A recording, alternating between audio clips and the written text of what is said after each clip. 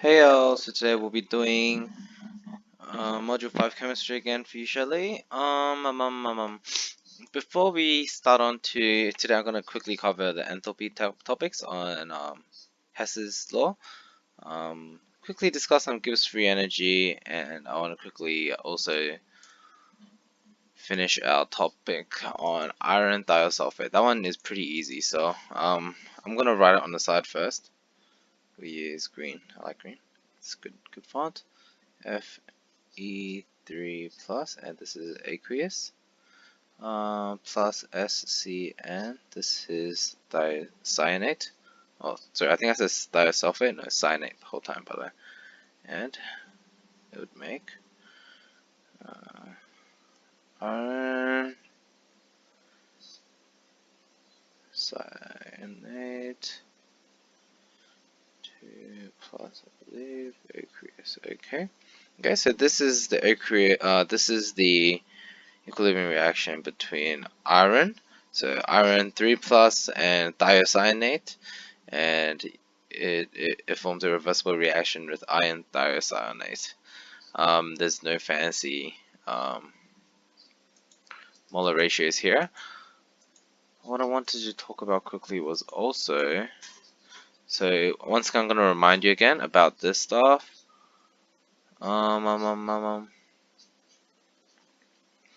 Kc, Keq, they're sort of interchangeable, sort of not. I quickly did some research for you on the HSC bit, but no units. Again, no units. Okay. Recall what we did in lesson today about why it has no units, and the reason why it has no units is because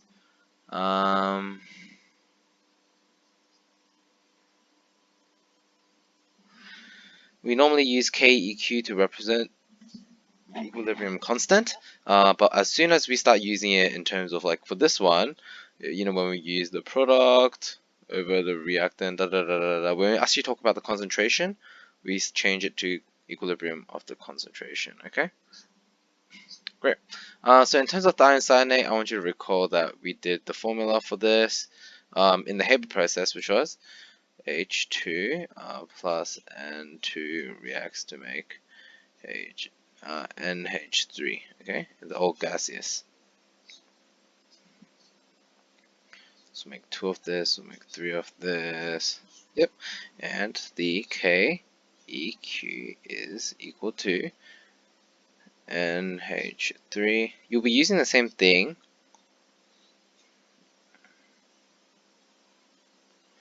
for iron thiocyanate. Okay, and no units. Okay.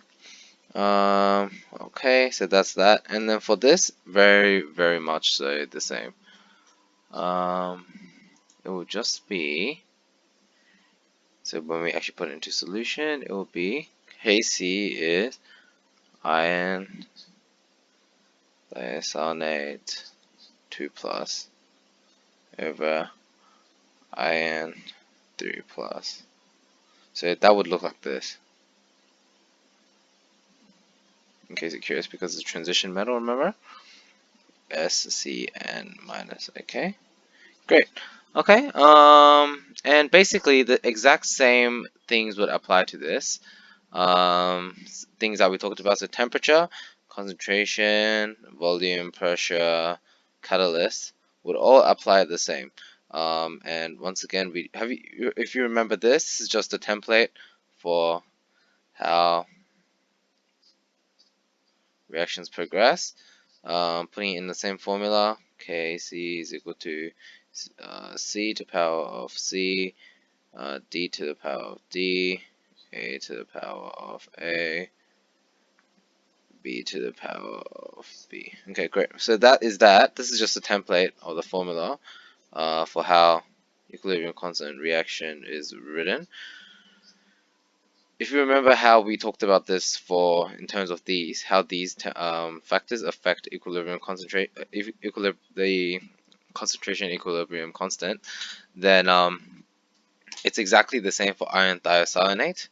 How does it affect? Well, basically, before you start, it would be the exact same process as the Haber process and ammonia, by the way. So just review the video I made last time. But before you start, in terms of this,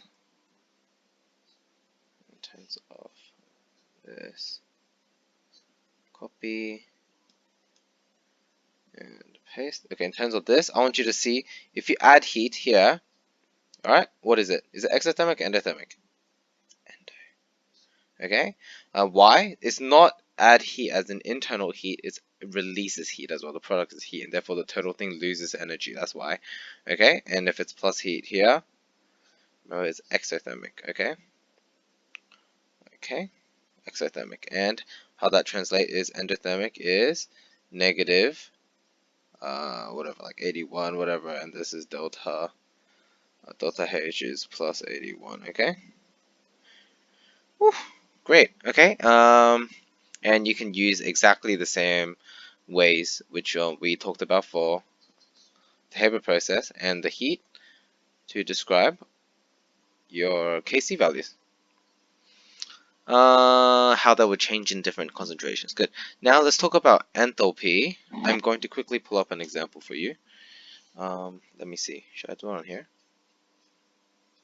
Okay, let's do it on here. Great. Okay. Let me just connect my stuff.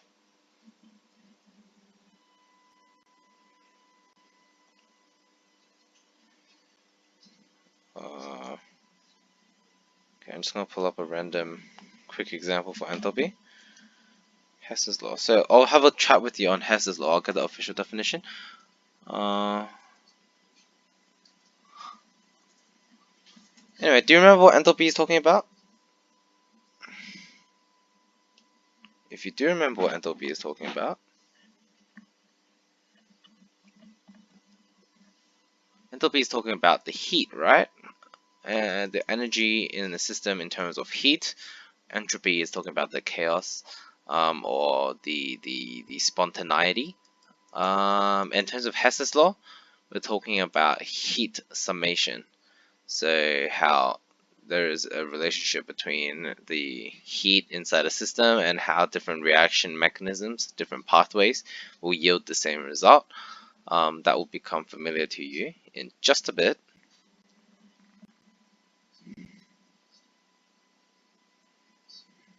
Okay, so I have my IB chemistry up now. Let me find that page. Hesses Law, I believe, was in here. Hesses Law, 5.2. This never works. Chapter 5. Okay, so I'll pull up an example one. Worked examples. Hesses Law. Let us use this one. Okay.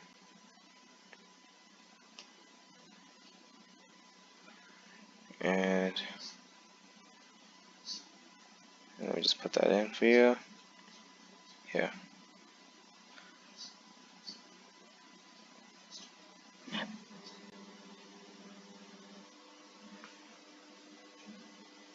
Paste. Great. Alright, let's start. So, Hesses Law.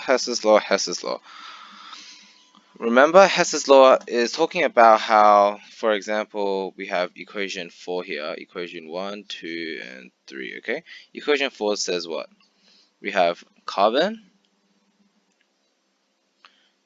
plus hydrogen makes, and oxygen makes CH3OH. That would look something like this.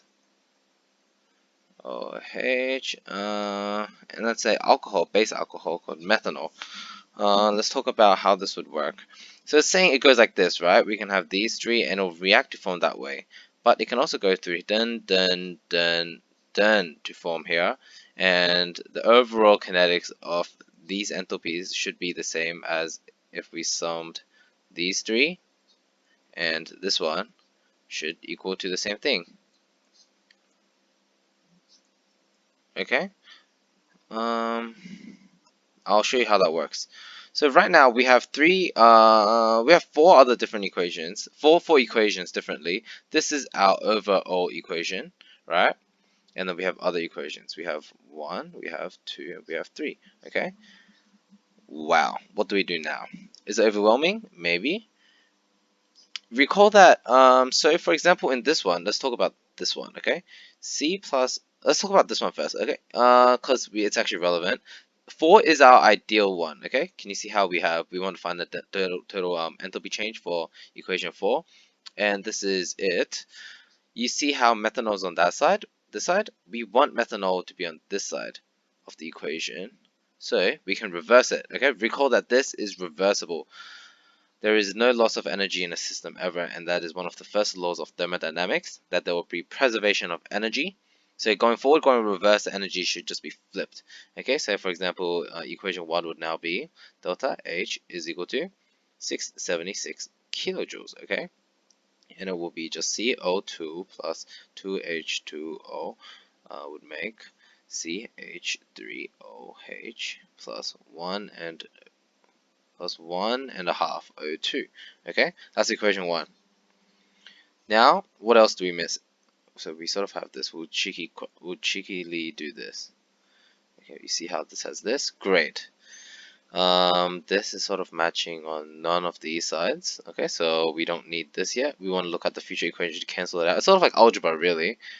And then since we have one of the O2 on this side, right, we want to sort of cancel it out on another side. Okay, so we'll try doing it now. There's no unique species now that we really need to be concerned about. So I'm just going to draw out the rest and see how we go. Next we have equation 2. Don't think we need to cross it out or anything, so we just do it like this. We have C plus O2 makes CO2, and you can see how this will be able to be crossed out with this, okay? And next we have equation 3. This is the final equation. Oh, this delta H is, we didn't reverse anything, so it remains like this. Equation 3 delta H negative 242 kilojoules, okay? And we have H2 plus 1 over 2O2 makes H2O. Let's see if we can cancel it out so far. Well, first off, I already see a problem. This. H2O and 2H2O. Can we cancel it out? It would look like this, right? H2O left, and this has none. But if we look at the base equation, we don't have H2O. So, this is the mathsy bit. It's sort of like simultaneous equations. You multiply this by 2. So now this is times 2, and we'll just add times 2 to everything here. Okay, so I'll let me just rub this out. It becomes 2H2 plus O2 makes 2H2O. Let's see if we can cancel that out now. So this makes up for this, done. This makes up for this, done.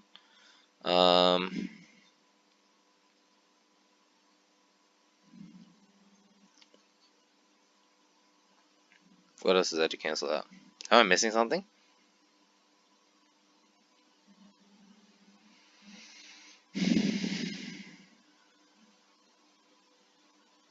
I feel like I'm missing something.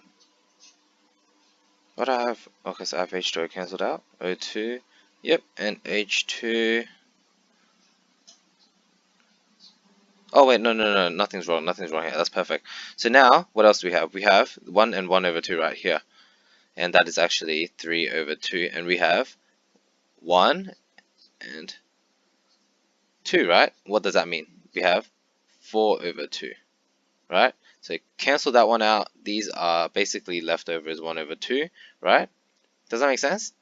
So there's 2 oxygen molecules here. There's 1 and there's 2, and there is 1.5 here. So if we cancel out this side, we have remainder 1 over 2 oxygen. I'll make that clearer in a bit. And then what we have left is nothing else to cancel out. We have carbon, and we have 2 dihydrides. Okay, and if we simplify this, in the end we have C plus 2H2, right? Plus 1 over 2O2 makes, what do we have left? This, right? So CH3OH. What a beam! That is coincidentally equation 4. Okay, so we have finished it. Now, this is just it's not really that fun, but it's a necessary bit. It's asking us to find the enthalpy change for equation 4 because it doesn't tell us, right? Delta H doesn't tell us, but theoretically it should be the same. So it should just be what? We just add everything up. So it will be 676 plus what? Do we reverse it? We reverse this one, right? So that's right. This one's reversed, done. Next we add this. Negative 394. Did we change anything to it? Nope. So it's just minus 394. And then we plus, what else? We did this. 2 times 242, which is 484, negative 484. Wada beam, wada boom. Okay. Which would equal to 676 plus, let me search this out. 676 minus 394 minus 484. Negative 202. Okay. Kilojoules. So that will be delta H4. Voila. And that is it. Is there anything else? Nope. That should be right. If my maths is correct. Yep. Well, basically that is the concept anyway. What else do I need to cover? Sulfate, enthalpy, done. And I want to quickly cover this. Done.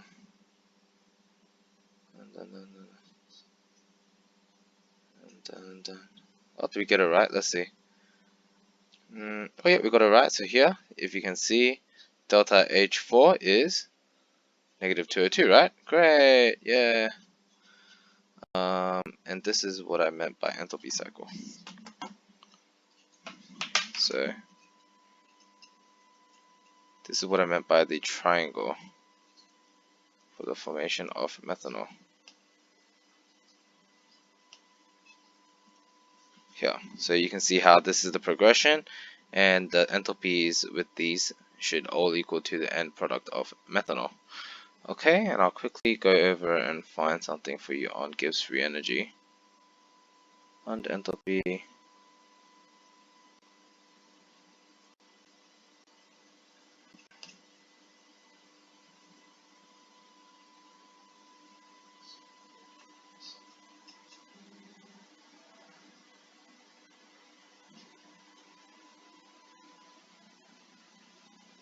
Measuring energy changes, is that where it is?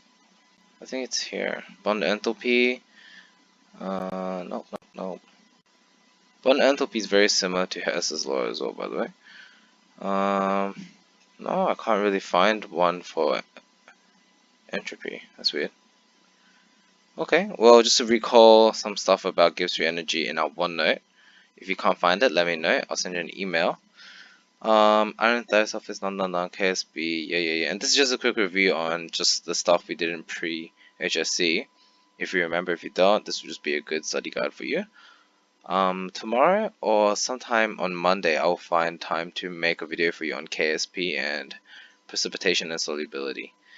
Gracias.